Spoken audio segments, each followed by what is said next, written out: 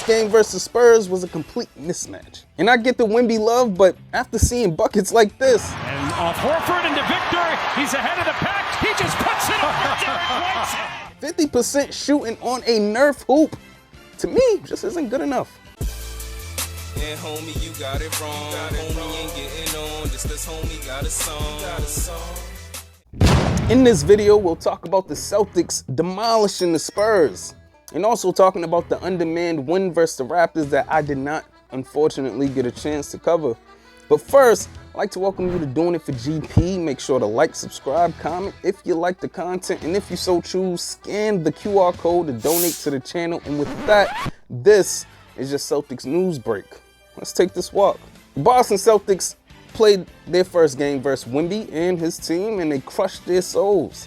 My takeaways are as follows. First, as I mentioned, I didn't recap the game versus the Raptors, but besides Luke Kornet actually showing effort, having his best game because he's feeling the heat from Cater, Jaylen Brown is starting to piss off Tatum fans, simply just by not making the mistakes that are the only justification for the gap and how they're viewed.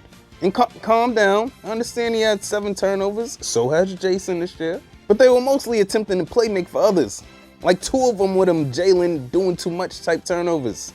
But those have kind of been few and far between over the last month and a half, and they escaped without Tatum, KP, or Al. Now this game versus Spurs was a complete mismatch, and I get the Wemby love, but after seeing buckets like this. And off Horford into Victor, he's ahead of the pack, he just puts it over Derek White. 50% shooting on a Nerf hoop, to me, just isn't good enough. What he had? 21 and 7? Look, and I get that he's uber talented, but for a man who doesn't have to jump to dunk, imagine if he had a skyhook. The NBA is about finding advantages and exploiting them.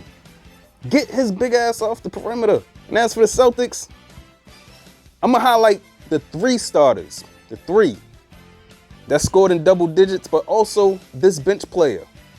Luke Kornet, again for the 2nd game in a row, he's looked like a legit big. 12 points in 16 minutes. He's screening at the right angles. He's blocking shots. He's catching lobs. He's running the floor. Fight for them 5 to 15 minutes, Luke. I ain't mad at you. Getting to the starters. Derek White, all-star chance. White's an all-star! White's an all-star! White's an all-star! White's an all-star! And he deserved it. Another bald-headed, light-skinned, French-looking, yeah, how you say, Michael Jordan-esque performance from a stability standpoint. Look, 17 and 5. I've been saying all season that, look, a 6'8", 6'9" Derek White will be the best player on the team. Would be the best player on the team. But for those saying he's already the best, keep in mind that he does not get the same attention as the Jays.